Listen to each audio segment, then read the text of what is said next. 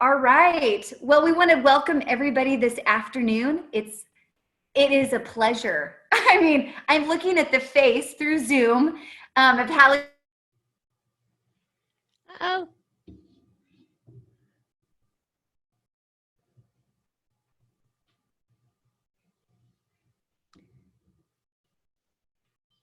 Oh, she only frozen for me. Can you guys hear me? No, yes, she froze for me too. Okay, I will keep going then.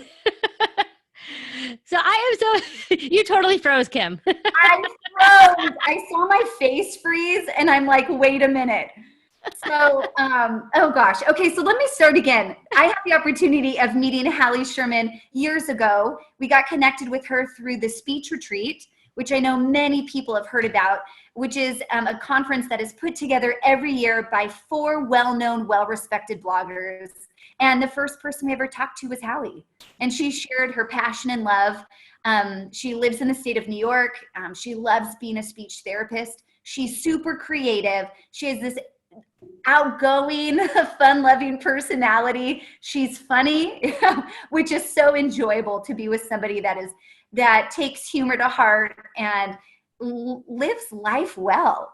So we're excited to have you. We work a lot with university students.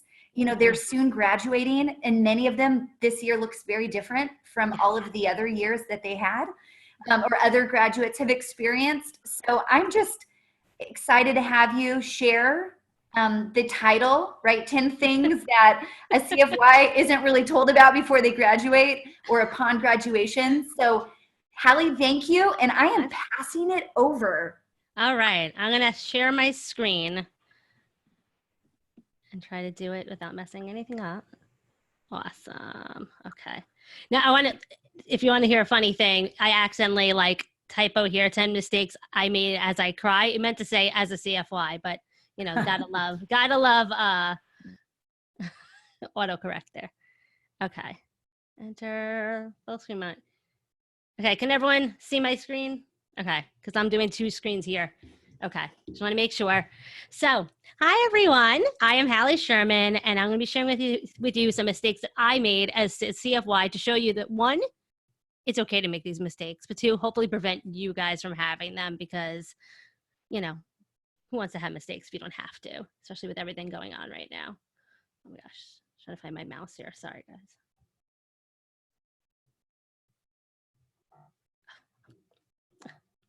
All right. Dealing with, I'm going to delete that, get rid of that second screen. Okay, sorry guys, because I couldn't find my mouse. All right, so I am a licensed speech language pathologist. Who am I, in case you haven't heard of me or anything like that? I am a speech language pathologist in New York. I currently work in the public schools. Well, although now I'm currently working from home, but for the public schools in New York.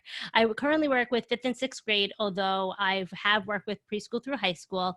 And I am also the author of the blog and Teachers Pay Teachers Store, Speech Time Fun. And I am also one of the co-hosts of The Speech Retreat is how me and Kimmy connected. And I love working with Therapy Travelers because they are just such a great company that has a ton of energy and it really is giving a lot to their therapists, which is, I think, awesome, more than any person I ever worked with before. Okay, so I want to hear from you guys as I'm going to try to find the chat. Give me one word to describe how you're feeling about starting your CF and where are you in your journey. I want to hear from you guys. Like put in the chat. I can't find the chat. Oh, there it is. Oh my goodness. There they are. Excited, nervous, intimidated, anxious, overwhelmed. Okay. Accepted. Yeah, you're ecstatic, nervous, confused. Okay, notice how you guys are not alone. And I want you guys to know, like, I felt that same way when I started, okay? So it's not like, you know, and guess what? Everyone right now with everything going on is feeling that way anyway. So you really are not alone. Just know that. Okay? I wanted you guys to see that, like, everyone's writing the same thing. And feel free to put in there, like, where you guys are from, when you guys are starting. I'd love to hear from you guys as well. Okay. You're going to make mistakes. You're going to learn from them, and you're going to move on. If you can walk away with anything from this presentation, you're going to make mistakes, and it's okay. We all still do. It's a matter of just like brushing it off. Like when I tell my daughters, like when they fall, like safe, move on, like keep going. Okay. Oh, okay. Long Island. Yay. I'm from Long Island. Okay. See, Buffalo, go Bills. I went to UB for undergrad. So yay. Yay, Buffalo. Okay. Let's see some Long Island, Ohio, New York City. Oh, wow. It's a little bit of everywhere. Go. Love it. Love it. Love it. Okay, so a little bit about me and my background. Like I said, I went to University of Buffalo undergrad. Then I decided to come back home to Long Island to get my master's because I figured I wanted to end up there, so end up starting a family here. That's where I grew up, and that was where my husband's family also. So then right after I finished my master's, I did do a 6-week leave replacement in June, but I didn't really count that as like my CFY credits, like hours. I was being paid as like a sub, but just like as a resume booster. And that was in a K-1 classroom. I had no idea what I was doing. None. I'm full out honest admitting. I walked in there and just like, I ran with it. I put on that face like, I know what I'm doing, but guys, I really honestly have, like looking back at the lessons that I did during those 6 weeks, like I was a hot mess express, but had a smile on my face, like, you know, brought the deodorant with me. So when I was sweating, like wasn't too much showing, but it's okay to feel completely clueless. Okay. So then I left there and then I worked for a full year in a special ed preschool where I worked with various caseload, like an ABA classroom, self-contained classroom, an inclusion classroom. And I'm going to go into, that's where I made the majority of my mistakes because that was where I did the bulk of my CFY. And then also the summer leading into that. And throughout the year, I also did part-time work through an agency because I wanted some, you know, more money. I was living at home with my parents. I was like, hey, like I might as well take some cases on my way home from work, build my resume. Oh, we'll talk, Lindsay. That's my sorority sister. She knows who I Anyway, so Okay. So my biggest help was offered to me my CFY year. I had an amazing mentor, CFY supervisor. I had 10 SLPs in my department that we were all in like a row in offices. Everyone kept offering help and I didn't take advantage. I kept saying, I got this. I'm okay. I got this. Like they kept saying, do you have any questions? And I'm like, no, I got this. Meanwhile, I really had no idea what I was doing. I thought I did. I was like, psh. You know, I left my like undergrad with my supervisor who kept patting me on my back saying how awesome I was. She didn't really do that. She was just like, okay, it was good enough. And then I go into, and so when I CFY, I was like, no, I'm okay. Like, I'm good. My undergrad, they told me I'm good. My best advice is take advantage, okay? And they're going to see why the mistakes that I made and some others, okay? You don't have to prove anything. Okay, so mistake number one that I made, I'm sorry, I'm moving this chat. Okay, is not asking questions. I always take graduate students various semesters because I love, like, it keeps me fresh and it also like brings me back to things that like mistakes that I made back then and things that I want to change and what I wish I did, even things that I wish I got as a grad student. And I always tell my grad students, ask questions. This is your time as a grad student and as a CFY. Those are your chances to ask questions. Ask as many questions. Anyone could, what's the worst that happens? Someone says to you, like, try to figure it out first. Okay, so they say that, right? Take advantage of any help and support you get. You're getting a ton from Therapy Travelers. You know who to go to.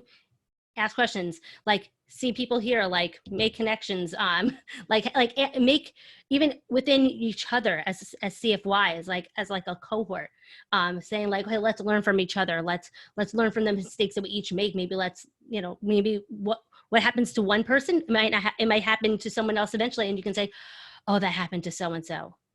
So like not being afraid to talk about it, and asking for help is going to be, if you don't ask, you won't know what you can find out.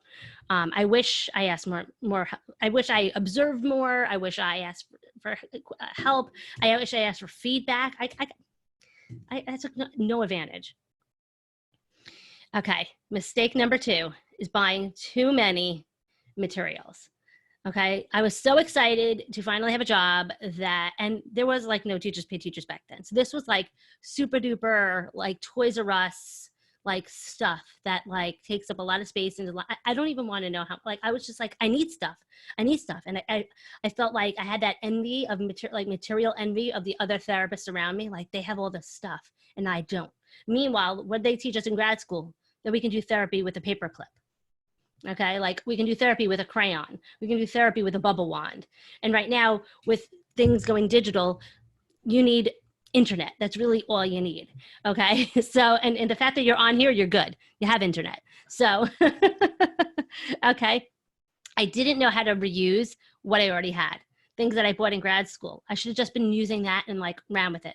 I should have been borrowing things. I should have been taking donations. I should not have been shelling out money on things, because guess what?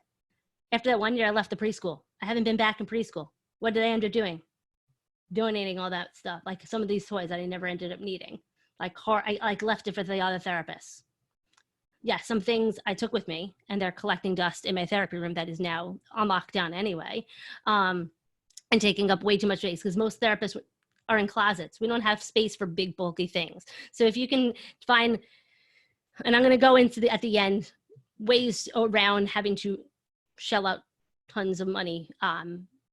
My goal for you is leaving here that you're going to realize, okay, I can run with anything that I have, make use of whatever I got, and not make the mistakes that Hallie did, because then you're going to be stuck with stuff that you really don't need.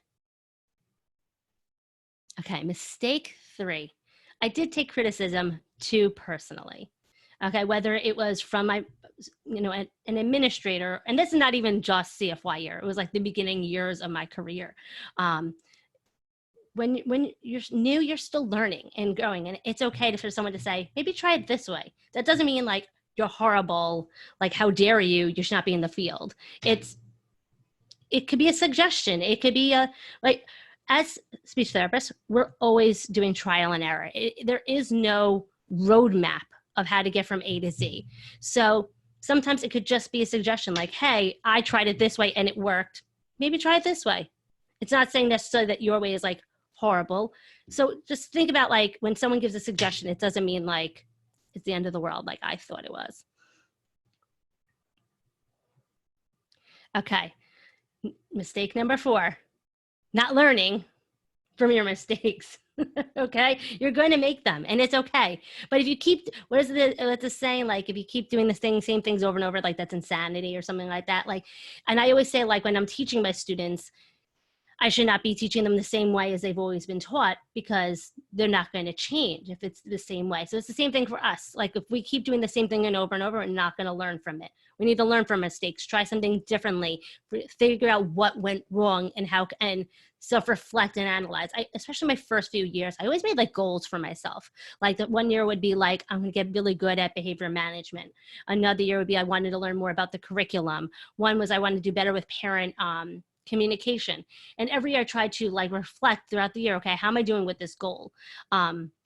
Because we're always learning and developing and becoming better speech therapists year after year. Like right now, I'm learning about Google Classroom and teletherapy stuff and Google Meets and things I never thought I would ever need to know. And I'm making mistakes. I have made mistakes. It happens. We're going to learn from them. Okay, mistake number 5, not leaning on my fellow CFYs. When I left grad school, when we were in grad school, we were like so tight. We were doing group projects all together, and then all of a sudden it was time to get jobs. And then it all of a sudden got very competitive, and no one talked about things anymore. Well, guess what happened? We lost touch. The people that we should be relying on. And here I was in a job where I was like the only CFY, so I didn't have that like people to lean on, like, okay, we're both the new, we both don't know what we're doing. Like, let's cry together. Let's plan together. Let's, pick each other's brains. Stay in contact with people you went to graduate school. Contact with people here in this like cohort of, CFYs here with therapy travelers. Like, you want to have other people in the same boat as you, so you don't feel like you're alone. And so you could all learn from each other and share ideas and bounce ideas off of each other. Like, hey, I have this case. I don't know what to do with. Maybe you have something. Maybe you have a suggestion. Maybe you had a kid with a similar R sound that I'm getting. Maybe you have a kid that refuses to sit down for 5 seconds. Maybe you have a student who refuses to, press the mute button on a Zoom. whatever issues you might have, and rely on each other. That was a big mistake, big mistake.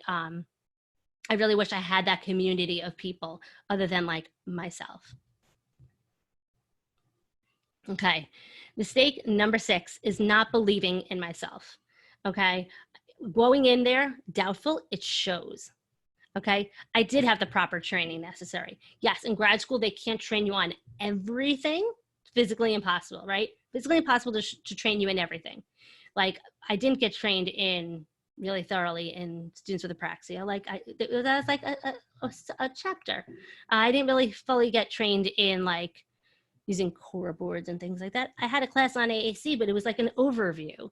Like we couldn't be trained in every single disorder, every single possible case that is going to show up. We didn't have every single scenario in our graduate practicums. I had certain cases. I didn't have everything that's going to eventually fall into my lap. So, I walk in here, my CFY, I worked with a student and it was in the homes and he was receiving ABA. And I was like, okay, I kind of know how to do ABA, but I didn't really fully take the time to trust in myself to figure things out. I just kind of just ran with things. And the parents sensed my my lack of confidence, and they called me out on it. They were like, I don't think you're a right fit for our son, because I wasn't confident. I walked in there just kind of like, I think I should be playing with this. And I think where I should have asked questions, maybe built that rapport with the parents and say, okay, what has this child received in the past? Let me see the ABA books that are on your bookshelf. They were there. I didn't think to ask me to go see them to see what the other providers were doing with this child. That would have given me a hint of the functioning level and the rigor and the things that this child is capable of. And the fact that the parents were looking for me to do similar books and binders. And I didn't think, I was just so nervous and unsure of myself and I was trying to just pretend that I knew what I was doing instead of self-reflecting and saying, okay, if I don't, what could I do instead? I just kind of kept doing something that wasn't working. Okay, mistake number 7, not observing others. Like I said, I was so fortunate enough to work in a special ed preschool where there were 10 other speech pathologists. Why didn't I go watch some of them? Why didn't I say, hey, can I see what you're doing? It's so important to see how others, not like one other person's way is right. There's so many variations and therapy styles, but just being able to observe different styles and different techniques and how other people handle other situations as much as possible. If you can observe, even teachers, say, hey, I'm new. I would love to see. And it's something I do now all the time. I go and observe the behaviorists that works in my building. I have observed the reading teachers. I'm kind of curious, what are the strategies you do to teach them with reading? I'm not really sure of the prompting and things to do. I don't really know foundations. Let me see how it's used. So it's really important to not only speech pathologists, but as much observe an OT, observe a physical therapist, immerse yourself in as many other professionals. This way you can include those techniques and strategies, because your students are probably going to those other professionals as well. My first week in a classroom, if we're in the classrooms, I always observe the students in the classroom while I'm working on my schedule. I go pop in, say hi, I introduce myself, and I observe my students, how they're doing in the classroom. But this way, when I pull them out for the first time, I know that Johnny might have a trouble time sitting, that Susie, likes to call out. I already saw all that in the classroom. So it's not a shocker, and I can prepare for those things before it even happens in my therapy room. It's really important to learn from others, and like I said, not just speech pathologists. And this is something that, like I said, can continue throughout your career. But taking the time when you're a CF and it doesn't mean that you're inadequate or unable by asking, saying, hey, can I observe? Because I'm doing that still. I like to say, hey, I'm new here to this building.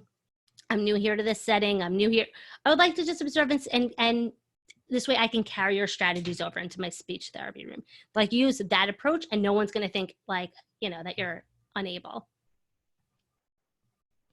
Okay, mistake number 8, not continuing to learn, right? I was so excited to be finally done with school forever. Okay. But we're not done learning. Okay. To be the best speech therapist that you can be, you can always be learning, whether it's learning from your colleagues around you, learning from the students right in front of you, reading whenever you have to online. Just because you don't need CEUs right away doesn't mean you shouldn't learn, right? So you don't need CEUs, official CEUs, until you have your Cs, correct? But as a CFY, that's a time when so you don't need your Cs. You're not just doing it to binge hours because you need to. This is your time to say, okay, I have this case in front of me. I'm not that confident in X, Y, and Z. Let me find a course on that. There are so many things out there. I'm so jealous. I wish I had some of these. I had to go to conferences all the time. I wish there was more online stuff like there is now. There's, speechpathology.com and all those kind of things available out there that you can easily, and so many free things too. And even just blog posts now. Instagram posts is like professional development, like Pinterest. So I wish you can get hours from browsing Pinterest and social media, but always be learning, always be asking questions. To use this time to fill those gaps that you feel more confident throughout this year. Okay, mistake number 9. Like I said, not teaching things differently. I just kept, we're working on who flies the airplane, who teaches you to read and write. I'm like, why are they not getting these answers? We've been practicing these. If we can just present something and they can do it right the first time, do they need speech? Right? If we present it to them 13 times the same way, right? Couldn't a parent just do that? Couldn't a teacher just do that? They're coming to speech because they can't get it the first time. They can't get it the second time. They need to learn it differently. So we need to think a different approach with whatever goal it is, whether it's the RSM, whether it's WH questions, whether it's prepositions, main idea, sequencing, what have you. Yes, it's great to observe in the classroom and see the different strategies. And I always like to look on Pinterest and blog posts and things like that on how educators are doing things. But then how can you teach it a little bit differently? Because teachers already tried that. They already tried that approach.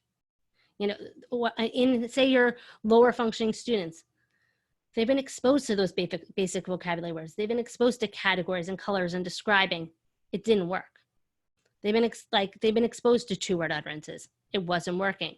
So we got to think of a different approach, and you have to have that mindset of how can I teach it differently, and you'll be set for life. You'll be set for this year. Okay, you can't assume that they can do it right away. I tell my grad students all the time, if you give them a reading passage and give them questions and they can do it, do they need to be coming to us? If you give them a graphic organizer and say, okay, now they're going to be successful. I'm teaching them differently. Couldn't you just give them that graphic organizer to the teacher? Right? So how can you give them that graphic organizer to help them comprehend that passage? You got to teach them how to use that graphic organizer. Most likely the teachers didn't have the time to teach them how to use it. And how do we teach it? Got to model. Got to use tons of repetition. So repetition, modeling, fading prompting, okay? That is how you're going to teach graphic organizers is just an example. But even when you're writing your goals and things like that, how are we teaching it to them? It's not just, okay, I'm writing a goal because I think that's what they're supposed to be doing. It's what skill do they need to be most successful, and how am I going to teach them differently than they've already been taught? And that's when you break things down thoroughly. Because if you do this general goal, they're not going to be successful. If you just say, okay, they're going to understand prepositions. Well, understand, how do you measure and understand, right? Okay, are they going to follow the direction with the preposition? Are they going to express the preposition? Are they going to answer a question with a preposition? Okay, and then how are you teaching them that? Are you using visual aids? Are you modeling? Are you giving 2 choices? Okay, giving them a visual aid, a little board of different prepositions they have to pick from. Okay, so you have to think of different ways to help them get to that goal versus just asking them to do it. And that's something I learned after years. I'm like, why is they're not making progress? Now they're having behavior issues. like they started shutting down. Well, they were bored, they were frustrated, they were overwhelmed, they didn't want to do it. Who's a speech person asking me to do more work? I don't want to do work. Especially I'm pulling my students out of specials. So like, here's finally their break time. And here's this person saying, here's a reading passage to answer some questions. That's what she thinks, right? So I have to, one, also make it fun because I have to win them over, but I have to teach them in a way so that they can be successful. I have to also find that we have that ability as speech pathologists that we can also depending on like what settings and stuff you recommend, we don't have to do their reading level. We can do it on their reading level or simplified levels. We don't have to use reading passages. We can use pictures. We can do things in a different approach so it's fun, so they can grasp it, so they build their confidence, they feel successful, and they're willing to work with us, okay? And mistake number 10, not taking the time to understand the why, okay? So like I said before, we need to teach things differently than they've been taught before. We also need to understand, in order to do that, why can't they do it? Why are they not grasping prepositions? Do they not maybe know opposites? Maybe we need to go backwards, like they don't know, in and out, over and under. Why are they struggling? Is it, word retrieval? Is it they're struggling with listening comprehension? Is it sensory overload? There was too many picture choices. Maybe they simplify and maybe only give them 3. You need, and the best way of finding that out is trial and error. So many times as speech pathologists, we find ourselves saying we need the data. So I just need to like drill. And we don't take the time to figure out, why are they struggling? How can I make them be successful? How can I teach it in a different way, knowing why they're struggling to help them get there? So take that time to probe a little bit. Sometimes especially your CFYs, you're going to be starting in a position where goals are given to you. You didn't create those goals for your students. So I hate to say it, sometimes we're inherited goals that like we don't always agree with, might not be appropriate, might have been written before the apocalypse happened, and now the student might have regressed, right? So we have to think of all these different possibilities and take that time to figure out, where are those students functioning? Why are they functioning? Like, why did the person who wrote these goals felt that way? What was their rationale? And do I agree with it? And it's okay, like, to kind of figure out the best way to get to that end goal. And remember, those goals are annual goals. You don't need to be working on that annual goal all year long. You can be working on objectives. So that's when you take the time in the beginning of when you're building the rapport and collecting that baseline data. Those first few weeks of therapy, I'm like playing games with them. I'm like icebreakers. I'm doing like wordless picture books and different things to just hear them speaking, so I can like, informally assess and say, okay, Johnny, it really does not understand irregular past tense verbs, or Susie really only speaks in simplified sentences, or Sally over there, it takes her a really long time to answer. That's when you are getting all that information the first few weeks. Use that time while everyone's doing all about me kind of stuff. Do it too. Don't feel like you have to jump into like, oh, my goal says I need to collect, 80%. First of all, 80% is in May and June. It's okay. You're not going to get that right away. It's okay. It doesn't make you a bad therapist. Okay. If you walk away here thinking leaving anything is, 1, those are annual goals. And 2, take the time in the beginning of the year to figure out, where are these students functioning? Why were these goals given to them? Do I agree with them or not? And why can't they do it? And then after you figure out why can't they do it, how can I teach them differently? Try different approaches. It's all trial and error. There is no roadmap. It's not like, okay, so they have trouble answering WH questions. I'm going to try a visual aid. That might not work. I'm going to say just try that, but it still might not work. They might have trouble with sentence structure. You can give them like a graphic organizer or a visual aid. Not every sentence, like that, it might not work. Try it though. Try more than one time. Okay. And remember, you can't just give them a strategy and expect, you have to model it. Tons of repetition, fade the prompting. Okay. I always do like I do, we do, you do. So I'm going to do it first. Watch me. Now let's do it together. And now you do once they're ready. So fade, that's a way to fade whatever goal strategy, especially those higher level goals. Okay, so I asked a ton of other SLPs because I was like, these are my mistakes. Maybe people had others that I was missing. And oh, let's need to move this. Okay. So mistakes that other SLPs have made their CFY year that they wish they didn't do is talking too much. Okay. Hey, I'm a girl from New York. I talk a lot with my hands and things like that. Especially in the beginning, you want it's speech. We want our students to speak. Sit back, we elicit, let them talk. Especially in a school setting where students are told, like, you know, speak when only spoken to and things like that.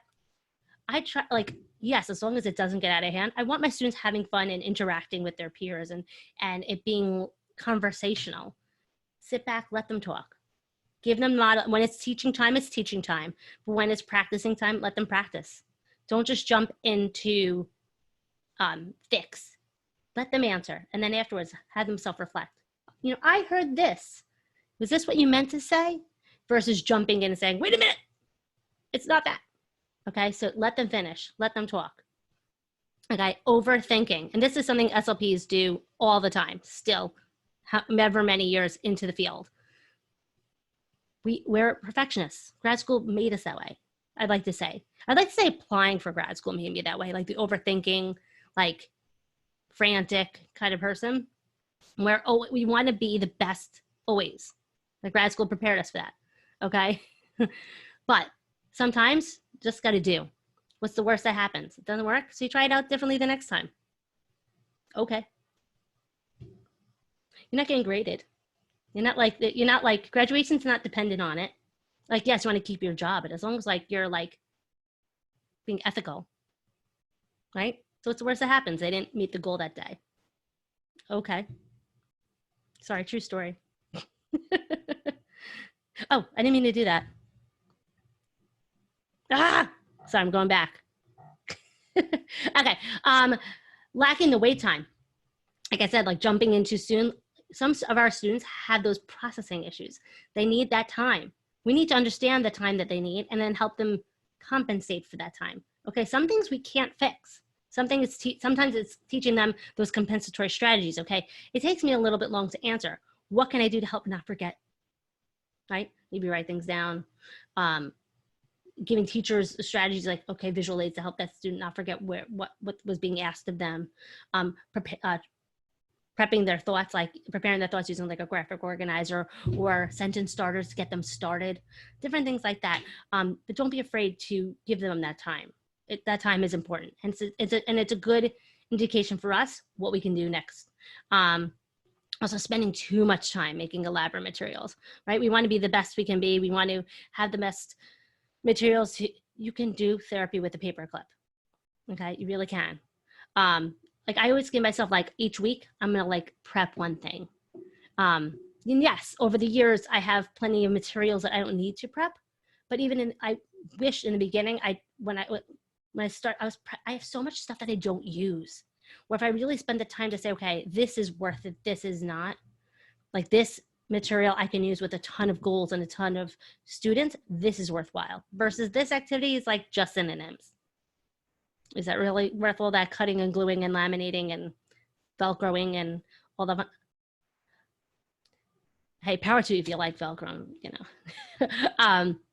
But it can really take so much time and energy away from the job at hand. And you want to still have time for yourself. Like you're now final. I know the hardest part in the beginning when I was finally done was like, I was so used to not having time. I didn't know what to do with myself that I was like, okay, I might as well like laminate because I can. But like, that's your time to finally like, okay, now I can have like a social life after work or, you know, watch TV, like find a show that you like, right? Take the time and it's really important for your self-care. Also, like I said, being too ambitious, saying, okay, I'm gonna get that goal in September. No, it's okay. You're gonna get that in June. Okay. Working harder, not smarter.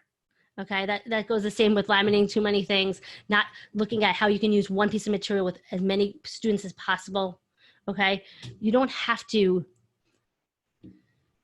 like grad school prepares you to be this overachiever and you want to still be an overachiever, yet at the same time be smart when it comes to writing reports. And then Can you use a template? Can you reuse something?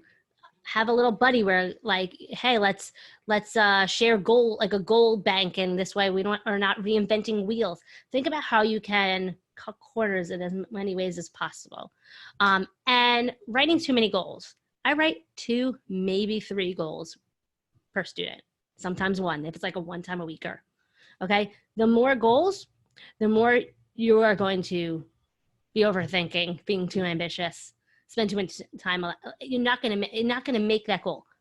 Between you canceling because of meetings, them being absent, like you only see them maybe 2-3 times a week.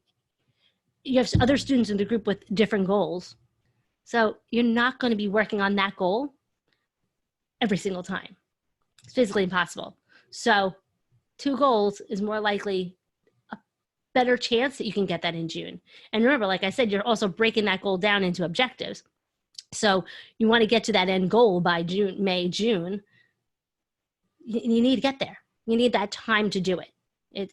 If you're doing that goal from the beginning and expecting to get 80%, that shouldn't have been a goal to begin with. And it's unrealistic, and you're going to frustrate yourself and your student. So you got to think, okay, how can I break that goal down? I have time because I only have 2 goals with the student.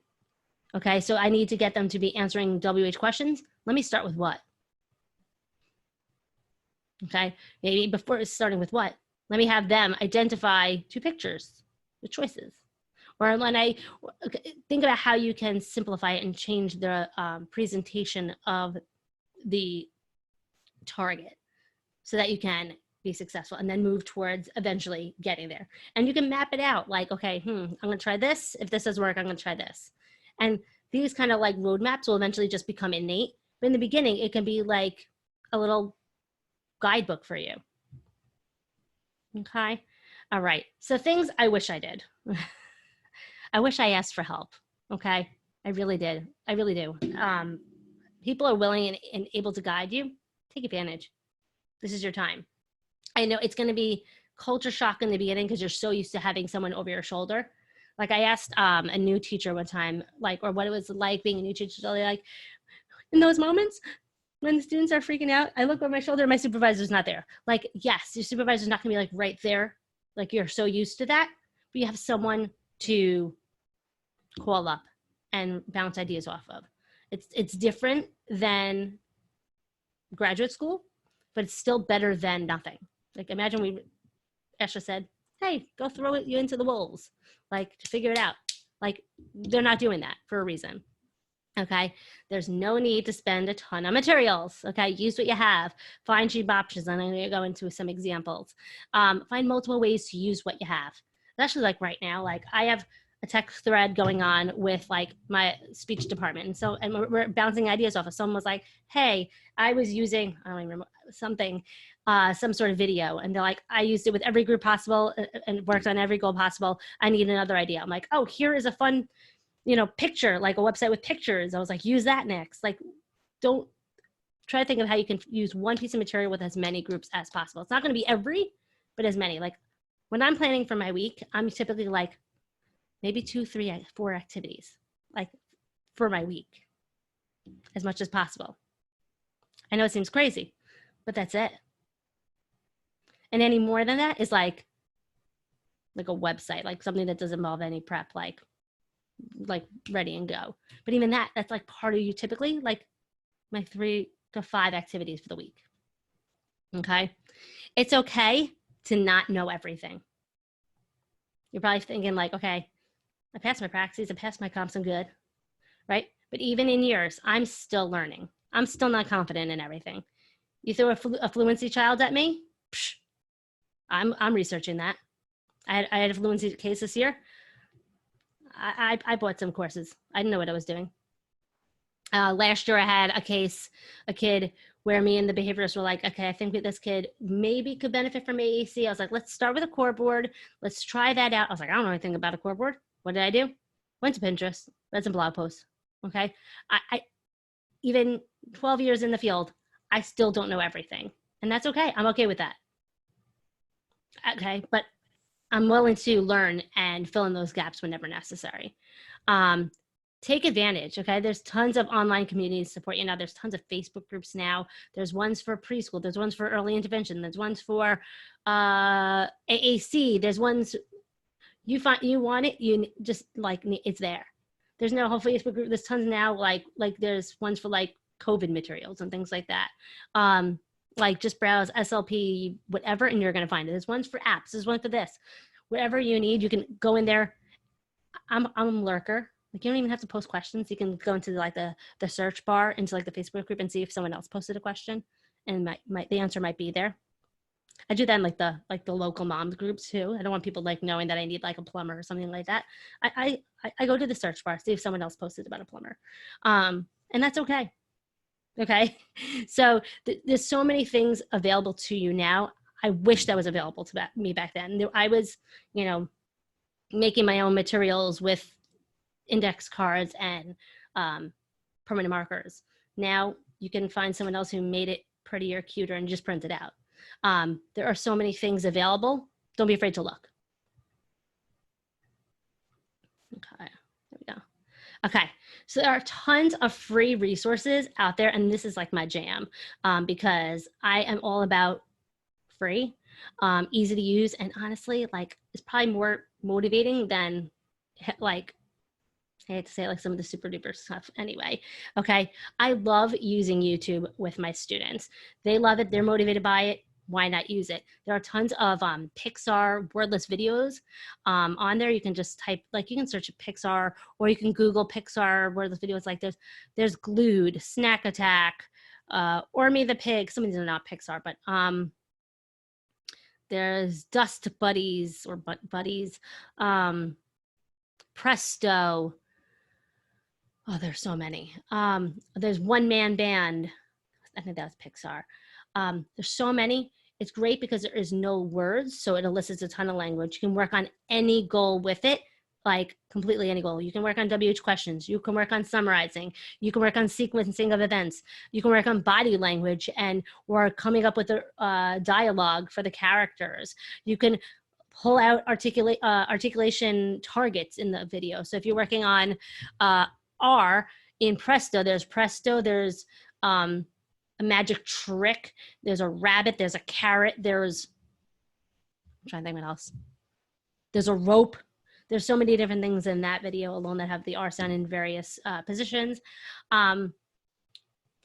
Fluency, have them pull out statements from the movie and work on their fluency enhancing strategies while making statements about the video. Work on prepositions. Where is the rabbit? He's in the hat. Where is the rabbit? Where's the carrot? Over. Or Me the Pig. The cookies are on the refrigerator. That's prepositions. Work on problem solving skills. Like, why is he unable to get? What would you do if you were the pig? You can work on describing. Let's describe the cookies. Let's describe the pig. Let's describe the refrigerator. Let's describe all the different tools that he used to try to get the cookies off the refrigerator. So many possibilities. That's why I love it. That's how I'm able to plan 3 to 5 activities a week, because I take one of these videos and run with it. There's also Simon's Cat. Is everyone familiar with Simon's Cat? Let me know. So Simon's Cat is a black and white like cartoon on YouTube. He has a whole channel. He has different seasonal ones. He has like different like compilation videos, and it's great for like, again, problems. They love, for whatever reason, students love when like people get hurt and like things go wrong. Well, that happens often to Simon and his cat. So let's run with it. If they're motivated by it, go for it. Highlights for Kids has a YouTube channel which has like hidden pictures. It has like how things were made kind of videos for kids. There's tons of things on their YouTube channel.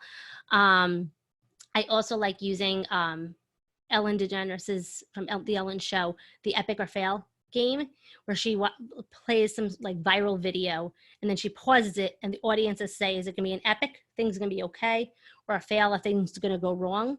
And my students, we work on predicting, we have debates, we problem solve. What would you do in that scenario? What would you say to that person? let's describe, let's retell, let's tell it to me using the conjunction and. You can come up with any goal possible while using these videos. My graduate student this year found on YouTube some player kicking a soccer ball. And the students had to it was like a viral compilation. It was different people kicking soccer balls, and we predicted whether or not they were going to get it in. Done. Okay. Oh, you guys are responding. Simon's cat highlights for kids. Yes. Oh, thank you. Oh, you were putting it there. Thank you so much, Kim. Edpuzzle. So Edpuzzle is a free tool. It's through Google, and what you can do is create comprehension questions, and it's saved of the YouTube videos. So it's a really great tool. So you can save it, you can put it together, one and done kind of thing. With right now, so one thing I get asked often with Edpuzzle is because you can share it with students, now with distance learning, there is, when you click assign, there is a shareable link, but I don't have my students, if they write in it, then everyone can see it. You have to create a student account, which I don't do. I use for virtual learning, I've been doing, making a Google form and having them write the answers in from Edpuzzle. So I have tons of blog posts. If you type in Speech Time Fun Edpuzzle, they'll show up if you want to learn more about using Edpuzzle with your speech students. It's a free tool. It really saves me a ton of time. TPT, they're free stuff. Start there. Okay. Pinterest is your friend. Create your Pinterest boards, have your articulation board, have your syntax board, have your WH question board. This way, that's your little reference guide. Pinterest is your friend. And there's so many things that you can go crazy, but Boom Learning, has anyone heard now, there's a big hype now with distance learning and Boom Learning, but you can have right now, on Boom Learning, you can always have a free account. There's different tiers, but because of COVID, whatever, they're giving the highest tier for free, which allows for student reports. But you can find tons of free decks right on Teachers Pay Teachers or right on Boom Learning. And it's interactive task cards. So it makes, especially if you're doing online learning, it allows you, when you share your screen just like this on Zoom, here, if I looked up on if I hovered over, because I think I would be able to do I can, if I click the mouse, I can allow someone else to touch my screen. If you're using Google Meets or another platform, I just had my students tell me where to move this. So they allow you, there's drag and drop activities, fill in the blank activities. You find what you need for various schools. There's tons and tons out there. So much that there are tons of free ones that you can use as well. Another great resource is Epic Books. You can get a free account with an educator email, and it's online books. There's wordless picture books. You can make quizzes on there. Another resource, which I didn't put on there, is Vooks, V-O-O-K-S, which also does a year free account for educators. And it's animated storybooks. Even another one I didn't even mention was, I'll even put it in the chat. So the one was, would help. Oh, thank you. The other one was Storyline Online, and it's celebrities reading stories. So so this way, right now, we're not going to the library for books if you don't have in your possession, right? I left all my books in my therapy room. I don't have them. So what can I do? Pull up a book on Storyline Online or go find one on Books. I'm showing it on my therapy session and having them I made a quick little Google slides with some comprehension questions and a visual aid for them and maybe a graphic organizer that they were filling out together about the story. But it's really cute. Even if they don't even know the celebrities, who cares? It's a free book for you, okay? But when things are open again, the library is your best friend, okay? If you're in a school, the librarian in the school that you work in, also your best friend.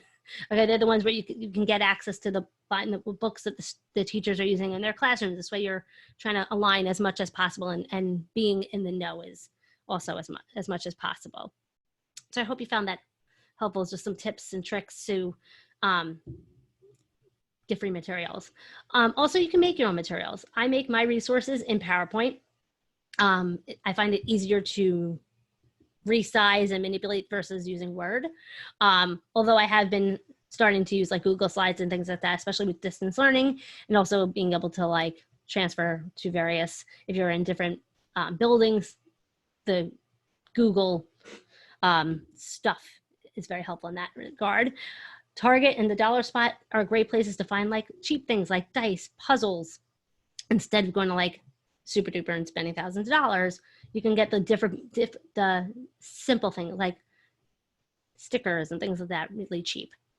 Also, there's like a speech pathology buy, sell, swap groups, and also like local ones as well, where you can find like people donating children's toys. Like, I no longer want this play school house. You're like, I'll take that off your shoulders. Like, you don't want it? I'll take it. Like, getting in the know of all those things where people are like getting rid of stuff, especially right now, people are like cleaning like crazy. Why not? I just want to do that. Oh, yes, I'm going to go over that, Monica, at the end. I'm going to explain where to find me, not to worry.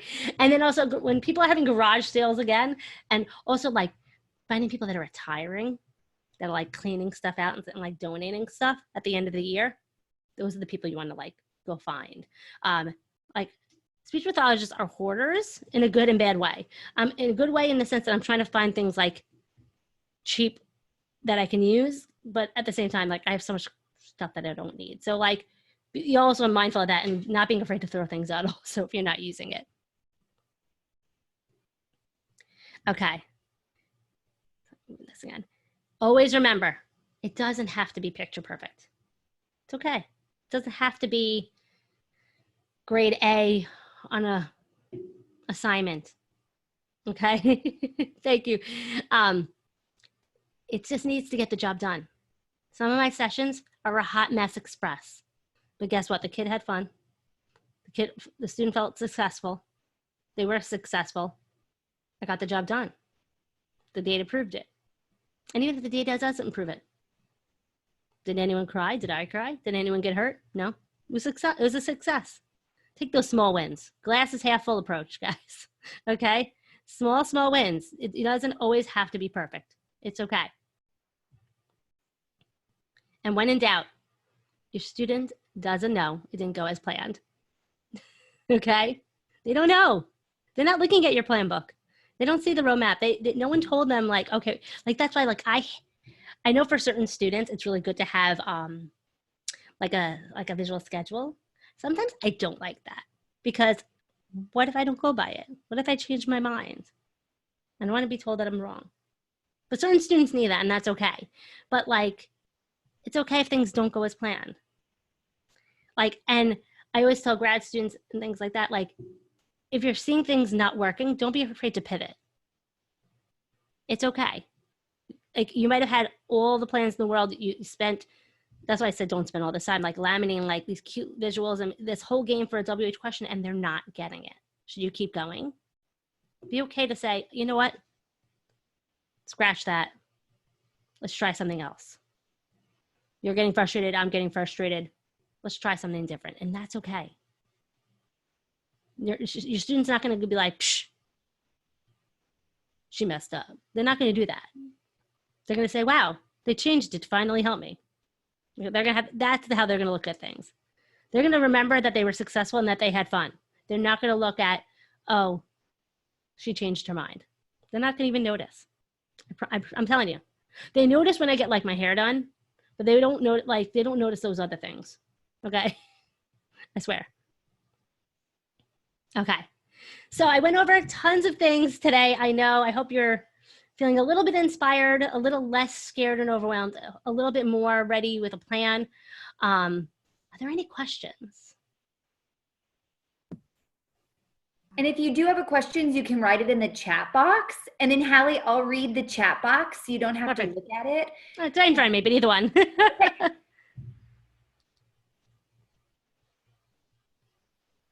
Okay, so Sarah is asking you best advice on creating your schedule at the beginning of your year. And okay, process of finding your CFY. Okay, best advice on taking data. Oh, these are good questions. Okay. Okay. Let me stretch. Okay, so schedule-wise. So the best thing is one, see if there's someone else in that building, see how they are doing it. That's number one. You want to kind of not like why reinvent the wheel if they have like a template or something like that. And then also look at like try to get the master schedules. I always make friends with the secretaries in the beginning of the year. And I'm like, oh, bring them coffee. Like, it's fine. But if now it's gonna be completely different if everything is virtual. But there's so many uncertainties. But I try to be when I get my caseload, before I think about scheduling, is I try to organize things. So I organize my students based on, like, I have an alphabetical list. I make a list of students per class. I try to make as many lists as possible so I can easily find what I need. And then I have my master schedules. Like I said, I try to pull from specials. So I always do my inclusion kids. It depends on the needs and things like, and limitations. So like, I always do my inclusion students first because like they have the most restrictions. So I do like the hardest ones first. And then I go from there. And I use a pencil. It's like Sudoku. But what I try to do is I make groups first, but it's again in pencil, like on little, like small Post-its. And I like to, like, I'm a paper and pencil person, but you can do like I put it on the computer afterwards, and I take like a file folder and I move them around like the groups. It's not pretty, but I try to schedule the hardest students first. And my best advice is to not ask teachers for preferences. Just, this is it. Like you got to be firm. Like, sorry, this is the time. I'm busy. That's it.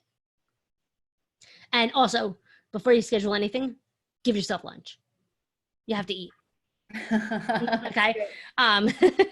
So I hope you found that a little helpful. Like, I try to schedule the hardest ones first, the most restrictions, and then fill in the gaps. Like, I always schedule like my life skill students last because they have the most flexibility.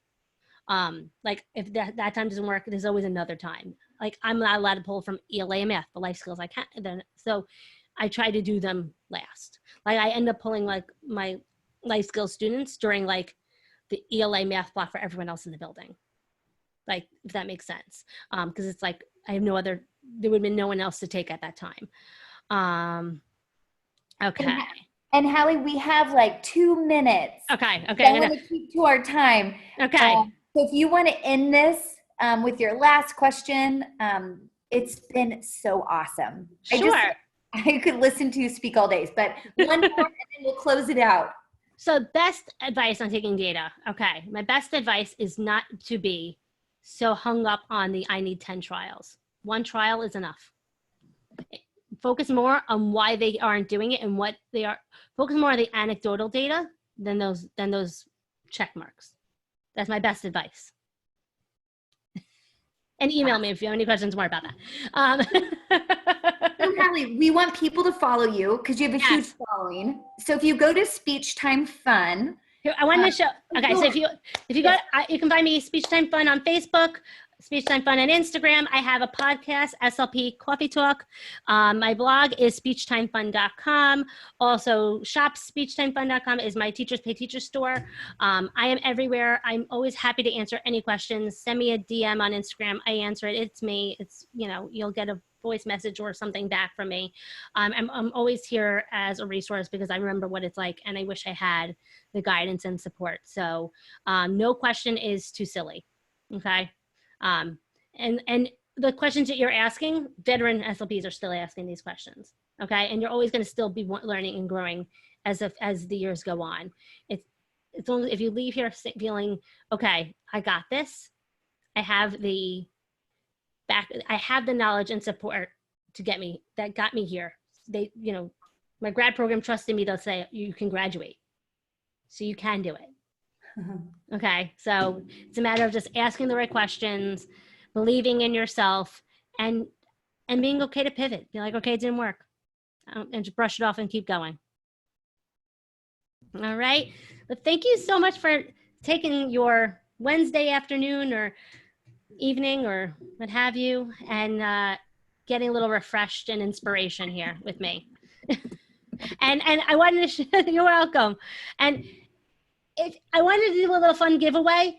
If you follow me on Instagram, share something and tag me in it. I'm going to pick someone randomly to get something free from my Teachers Pay Teacher store, since all of you are so awesome for being here. And I love Therapy Travelers and wanted to do something fun for you guys. So just take a picture, tag me on Instagram stories, and I'll pick someone randomly tomorrow. You're so awesome. Well, Hallie, that smile is so good. We're so grateful for you. Keep doing the amazing work you're doing. And thank you for inspiring CFYs to do good work. And you provided some really great resources. I took a lot of screenshots as you were talking. And people questioned. But a privilege to have you. Thanks, guys. Thank you. Bye.